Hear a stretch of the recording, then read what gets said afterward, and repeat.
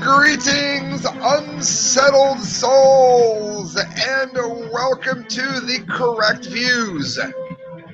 Sam IB doing political commentary for the Media Speaks. It's always difficult to do holidays because you have to worry that like 3 days from now, nobody's going to watch the show because they're going to say that it's Thanksgiving related. Therefore, since Thanksgiving is over, the news doesn't matter. I'm deliberately doing it in such a way that all the news I'm giving you is going to apply long after Thanksgiving is over. So if you've heard this message, do not click off, even if it's far removed from Thanksgiving, because I do the show the same way I always do. It normally takes people a week to trickle into any show. It can take up to 6 months. People are, you had a good point. And I like the show I posted 6 months ago. So it's very common. Do not go away if you've seen this after Thanksgiving, because it's not really Thanksgiving. It is Thanksgiving Day, and it's dedicated to President Obama. Thanksgiving Day. That's right. Why do I call it that? Because President Obama, and I'm not coining the phrase, by the way. I believe I'm the first to have thought of it. President Obama has seen fit to donate weapons to moderate rebels in Syria. Those moderate rebels have sold, joined ISIS, or had stolen all of the weaponry that we gave them. And that is why, because Obama has managed to fund our enemies, that I wish to welcome you to the Thanksgiving show. And that is dedicated, what did I get donated for? It is dedicated to President Obama. We're going to get to some ISIS news and some of the Thanksgiving news. But I want to go ahead and talk a little bit about this. It's from the Rutherford Institute. John W. Whitehead, one of the best political commentators extant today. He said some things here that I wanted to go over ever so quickly. And again, even though Thanksgiving is in the title, if you see this like a week from now, it's fine. It's going to be relevant. It's not going to be dated to the holiday. Don't panic. Hold on, my friends, to the Constitution and to the Republic for which it stands. Miracles do not cluster, and what has happened once in 6,000 years may not happen again. That means the Constitution. Hold on to the Constitution, for if the American Constitution should fail, there may be anarchy throughout the world. Daniel Webster. And it says Thanksgiving isn't what it once was. And again, it goes on to talk about all the food we eat, the Black Friday shopping, and the sports. Let me tell you what, none of that bothers me, and I'll tell you why. I follow politics all the time. I have like 518 freaking videos up of politics. There are times that I like to talk football with my best friend, Billy D. Bass, of passing by. We bore DJ Aram, my loving brother. We bore him to absolute death. We've given him the Chargers because he had to pick a team. I love the escapism of football. I am going to go and root against the Cleveland Browns when they play the Bengals coming up. I promise you that's going to happen. I'm going to root against them. I hate the Browns. I look forward to an escape from all of it. So that's not necessarily bad. You watch some football on Turkey Day. Hell yeah. Black Friday shopping, as long as you've already had your meal, I don't care. I'm going to end up doing it, not because I am a Black Friday believer, because really you don't save any money. We've already done a show on this. You can look it up, Black Friday Correct Views. You don't save money on Black Friday, but there is a mall near the club I work. So on the way home, it would be stupid for me not to go and shop. If they were always open at 3 in the morning, then I would always shop there.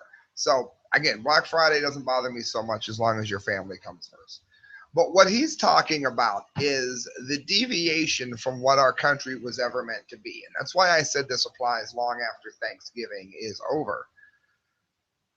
Washington, it was like 200 years ago when George Washington made Thanksgiving a holiday, governed by the wise, just, and constitutional laws, faithfully executed and obeyed by its agents, assisting foreign nations with good government, peace, and concord, promoting true religion, virtue, and science, which would not be global warming, and enabling temporal prosperity. The author writes as follows: the US government has become a warring empire, governed by laws that are rash, unjust, and unconstitutional, policed by government agents who are corrupt, hypocritical, and abusive, a menace to its own people, and the antithesis of everything to which Washington hoped. So, what is it that he is saying you should not be thankful for? And no, this is not going to be a crabby show. You're going to find that I'm actually very happy, and I'll tell you why. The U.S. has become a corporate oligarchy. That is not why. You can find I'm not going to go over all of these. Look on FactCam. You can tell I'm giving you the truncated version. Look it up.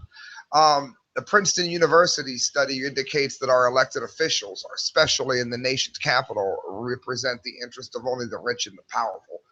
Americans are being jailed for profit. That's obvious. The private prisons, they are given a quota that the state promises to fill.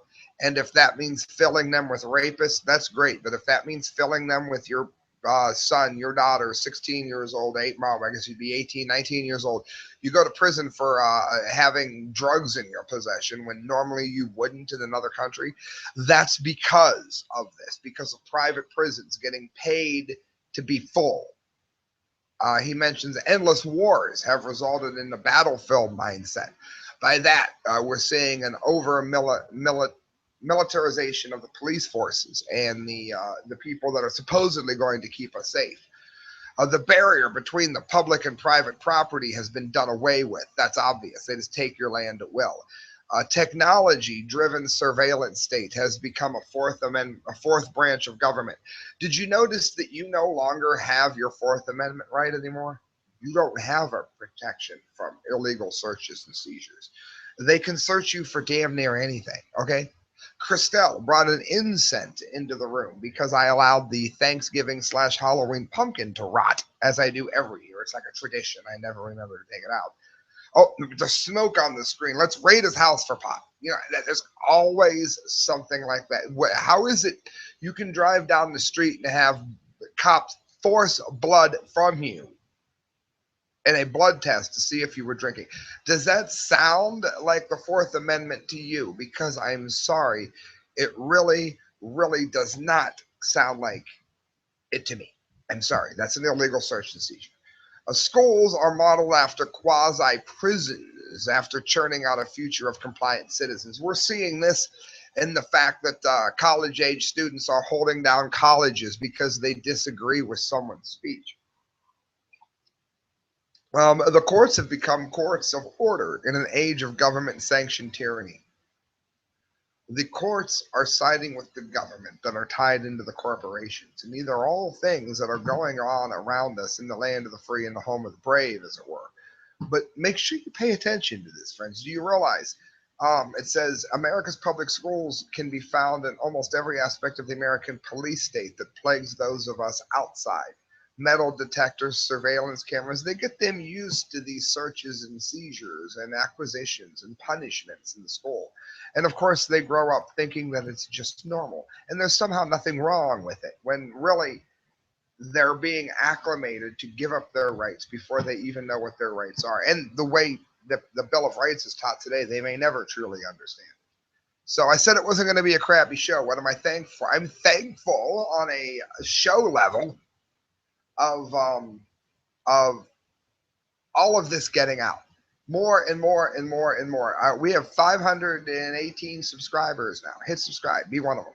It helps. It's a big help. We're growing by leaps and bounds, and I'm thankful that all of this is getting out. On a personal level, I got married this year to Christelle.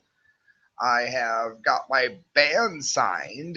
We all got our band signed, I should say. Passing Time is now on Night Stalker Records. But none of that. I'm going to bore all of the non-subscribers to death. I'm happy that all of this is getting out. And I'm glad that I can be a part of it happening. Gateway Pundit Jim Hoft. And as always, I'm most thankful for my health, because otherwise I wouldn't have a life, a show, or a band. It was all a lie. A German scientist confirms NASA fiddled with the climate data. I'm very, very happy that I'm very thankful, if you will, that right before the summit the staged summit where Obama is doing his best to shove global warming lies down your throat. And I'm going to prove to you it's a lie as we move on here. On Thanksgiving Day, Mr. Obama. Man-made global warming isn't happening, friends. And I'm very thankful to be one of the people to be able to prove that to you. Now, if you want to argue that we're putting things into the atmosphere, then I'll listen to that all day. Because I think we're giving each other lung cancer by putting so many fossil fuels into the air. Sorry, my Republican listeners, if I just pissed you off. I'm libertarian, not GOP. I get accused of GOP all the time. Democrats, I'm sorry, we're not warming the planet. If you really want to get the coal plants to shut down, then why don't you point out what they're really doing, which would be giving us all cancer? But we are not warming the planet. We do not need taxed for fossil fuels. We do not need to pay more if you're driving a bigger car. We do not need to drive less. This is ridiculous. Being a holiday, I'm reminded of my parents, of course. Both of them are no longer with us. And how does a virtual non-drinker, by virtual, I mean, I think I saw my dad drink 20 times in his life. I saw him drunk, I don't know, like twice, maybe 3 times, ever. He didn't drink. How did he die of gallbladder/liver cancer? I'll tell you how, by things they put in food. Is a lot of those carcinogens coming from what we put in the air? I don't know. It's very likely so. That kind of argument I'll listen to all day. But this notion that man is warming the planet, I'm sorry, Bernie Sanders and all of his supporters, you are simply dead wrong. The science is not on your side. And we're going to cover a few things to prove that. I promised you this wouldn't be all about Thanksgiving. I am a man of my word. Dr. Frederick Carl Everett, a German professor, Dr. Frederick Carl Everett, confirmed what other previously have reported, that NASA fiddled with global warming data to push global warming. Why? Because the people that give them large amounts of money wanted them to do so. That's why. Ewert is not the first scientist to make this discovery. British scientists called the fiddling of climate data. It's the biggest science scandal in February. Breitbart.com for those of you that want sources. A German professor has confirmed what skeptics from Britain and the US have long suspected, that NASA's Goddard Institute of Space Studies has largely invented global warming by tampering with raw temperature data records. Professor Dr. Friedrich Karl Everett is a retired geologist and data computation expert. He has painstakingly examined and tabulated all NASA GISS's temperature data series taken from 1153 stations and going back all the way to 1881. His conclusion, that if you look at the raw data as opposed to NASA's revisions, you'll find that since 1940, the planet has been cooling, not warming. And that's interesting because this is something that I discovered on my own when I was painfully trying to pass algebra and physics classes. They were talking about this kind of thing. And I was the one who noticed that when you looked at the original data, we weren't warming at all. And I was talking about it a lot. According to Gunter Ederer, who DJ Aram could probably pronounce better than I did, the German journalist who has reported on Ewert's findings, from the publicity available data, he says, Ewert made an unbelievable discovery. Between the years of 2010 and 2012, the data measured since 1881 were altered so that they showed a significant warming, especially after 1950, which is when they're trying to sell you that the lie began to be known. A comparison of the data from 2010 with the data of 2012 shows that NASA GISS had altered its own data sets so that, especially after World War II, a clear warming appears, although it never existed. Apart from Australia, the planet has in fact been on a cooling trend. That's right. It's only been Australia which has shown any warming at all. Now, I had thought California had, but that is not true. California has not. Certain parts of California have. Unfortunately, the parts that we wish weren't. Again, not caused by man, something that has geologically been for the entire time that California has been within recent epoch history. It said, Dying of thirst. Sorry, friends. The activist scientists at NASA GISS, initially led by James Hansen and later by Gavin Schmidt, wanted the records that they were in charge of maintaining to show warming and not cooling. So they began systematically adjusting. How about the word lying? They began lying about the data for various spurious reasons using 10 different methods. They lied, friends. How many of you are understanding what I'm saying? A scientist using raw data has proved that NASA deliberately lied. It cannot be more clear.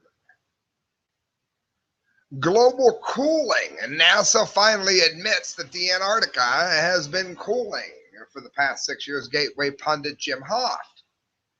When the facts don't matter, Antarctic temperatures have cooled over the past 6 years, according to the U.S. Space Agency, NASA.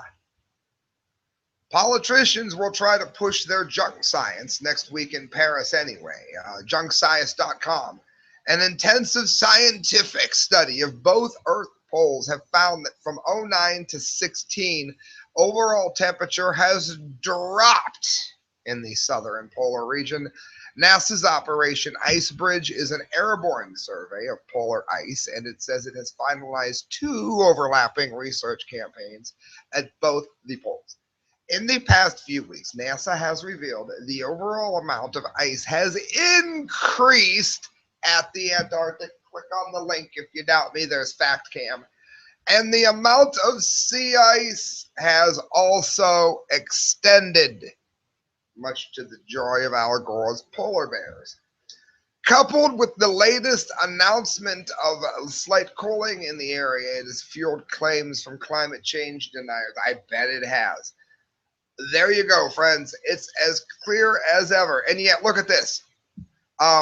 There's a link for this. Experts, global warming means there's more Arctic ice. They will come up with anything when caught in a lie. It's mind-blowing. The last thing I'm going to get to on the global warming, then we're going to move on to other news. Daily Caller. Nonsense. Top scientists demolish alarmism behind the UN climate summit. Michael Batash, a panel of prominent scientists debunked one of the most popular global warming arguments ahead of a major UN climate summit to take place in Paris later this month. These scientists slammed policies to reduce carbon dioxide emissions as nonsense. These were scientists. No, they were not tied to the oil industry. Nice try. No, they were not. And they criticized politicians and activists for claiming that the world was on a path to catastrophic global warming. The most important thing to keep in mind is when you ask, is it warming, is it cooling, etc., is that we are talking about something tiny, temperature changes, and that is at the crucial point. Dr. Richard Lindzen, another source, a veteran climate scientist at the Massachusetts Institute of Technology. That's not exactly a job you get if you're a quack. We are speaking on small percentages. 0.25 Celsius would be about 51% of the recent warming, and that strongly suggests a low, inconsequential, that is, doesn't matter for you Usher fans, climate sensitivity, meaning no problem at all, said Lindzen, who is also a senior fellow at the Libertarian Cato Institute. Of course, Barack Obama is his activist allies, it says, are calling for UN delegates to sign on to a global treaty. The only thing that is going to do is cripple an industry that is not warming the planet and maybe one of the only industries that America hasn't totally outsourced. So you can always count on Obama to make the wrong decision for you and decide with the side of absolute junk science. Friends, you're listening to The Correct Views. It is the Tanks Give 'em Day show. I got 3 more stories to get to, so don't go away. I would be remiss, though, if I didn't say one of the other things I'm thankful for is the sponsorship of Sticker Junkie. Go to stickerjunkie.com. Let them know that you're interested in getting your stickers made and type in promo code Correct Views or The Correct Views.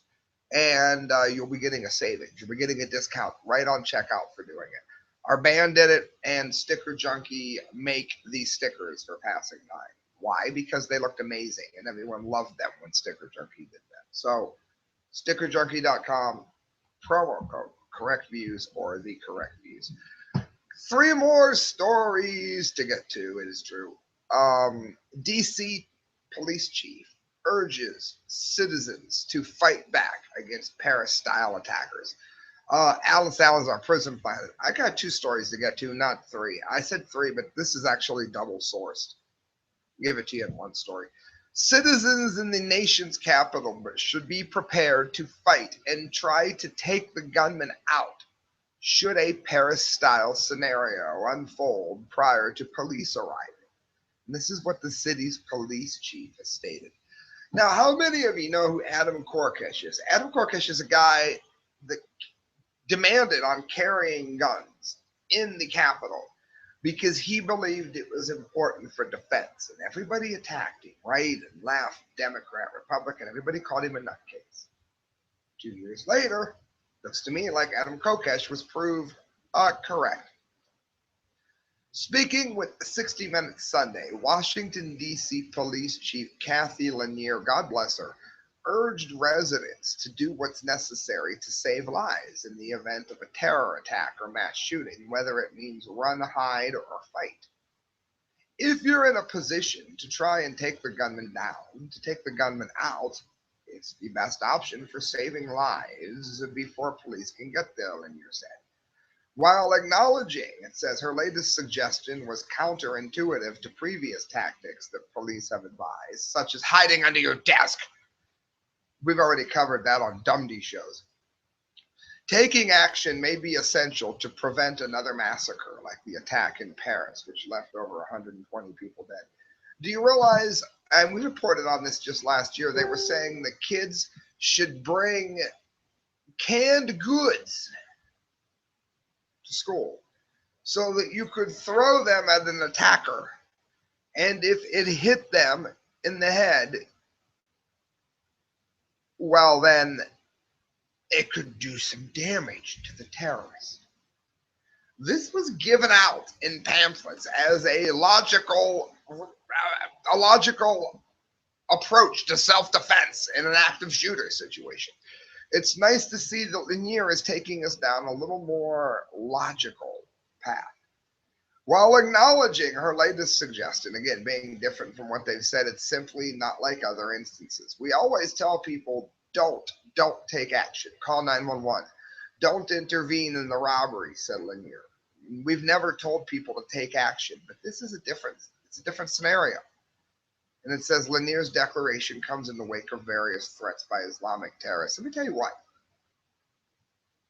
There's very likely going to be somebody sitting at my Thanksgiving table tomorrow that is armed. You know what? I'm delighted about that. Thrilled. You know why? It's very unlikely that in where I live, anybody's going to have an active shooter situation. But let's pretend. It is very nice to know that a sane, normal person who is welcomed in my house has a way to defend us in the event that something would go awry. Be it riots or be it whatever. Well, why would you not feel the same in a more public setting? Do you realize that if more people had been armed when Eagles of Death Metal were on stage in Paris, that it's very likely that less people would have been harmed and killed? Now, again, I'm not saying I would be a good candidate. A couple days after it happened, I was blessed to go to the Skinny Puppy show, something else I'm thankful for. And I'm a very poor candidate for being armed because I'm a mosh pit freak, love it, can't stay out of it. Very bad idea. But most sane people are not in the pit. They're standing on the outside. In the event that an active shooter situation happens, security is on the outside of even that. They're like on the outside of the outside. Or if they're catching crowd surfers, in which case they're at eye level, that's not going to help a whole lot with a barricade behind them. If everyone is around the crowd that is armed. It's very hard for them to shoot in without shooting people panicking. However, if people who are not in the mosh pit, if people are armed, then shoot an AK-47, you kind of have to plant, which is what these gunman bastards had. Well, if you plant and somebody else has a handgun and you shoot 2 or 3 people, an armed, responsible citizen is simply going to shoot the AK-40. It's done. An AK-47 is a terrible gun to have if somebody else is armed and you're trying to spray, because you're going to plant and now you are stationary. And if someone knows how to shoot, you're going down. If no one is armed, then you have the bloodbath that you had in Paris. That's what you have. Friends, that brings us to the DUMBDEE of the day. Oh yeah, we got our DUMBDEE music. We do. What is the DUMBDEE of the day? Police break into cars and take things to prevent car break-ins and thefts.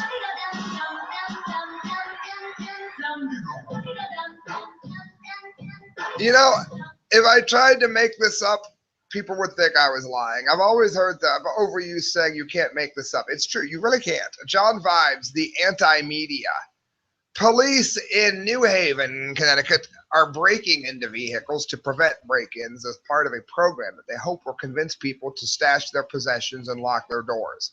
Now, pause. How many of you have owned a piece of garbage car such as I have many times in my life? A lot of times you can't lock your car because you don't have a way to get in. The little clicker button doesn't work anymore. The other key you don't have. You whatever it is, the lock is broken. You don't dare lock your car. How many, I guarantee people listening to me have been in that situation. I'm also thankful that I'm not in that situation now. At least my clicker works. What would Thanksgiving be without a working clicker? Just saying. You can't always lock your car. New Haven police announced this week that officers will be looking for unlocked cars with valuables in plain sight. Odd capitalization there. The police said they plan to enter these cars without permission or a warrant to collect the belongings so that they are protected from criminals. Yeah, you're not going to panic when you wake up in the morning and your phone is gone.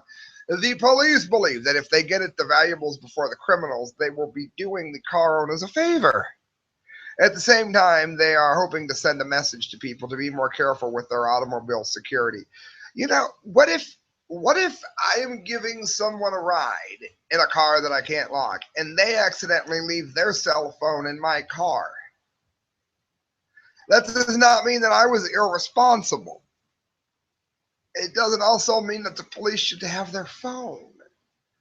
And I'm not saying the police are likely dishonest or something like that. I don't think that's going to be the case in most instances. I really don't. But this sets a bad precedent, is a good way to put it. After rummaging through a person's private vehicle and possibly searching for anything illegal in the process, which is, again, a breach of the Fourth Amendment, which doesn't look like we have anymore, officers will first attempt to contact the owner using their license plate information. If they cannot reach them, officers will take the possessions, lock the car, and leave a notice for the owner to retrieve their items at the police station. Never mind if the person can't get into their damn car because Barney Fife locked the fucking door. This is insane. I swear to you, I've never seen anything like this. This is stupidity at a whole new level.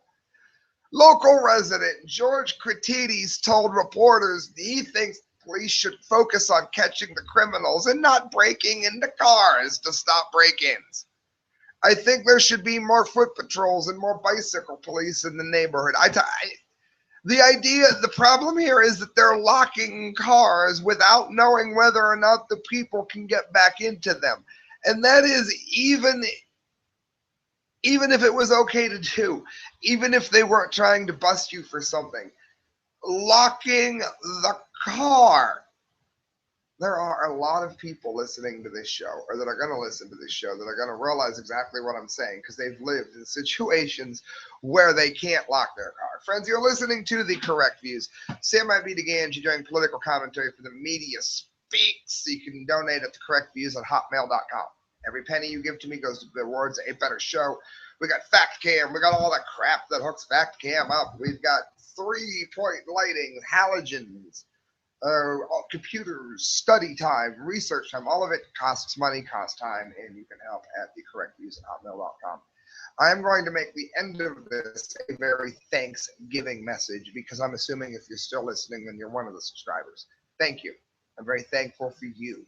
There aren't a lot of you, but there are a lot of you that are loyal, and that is great.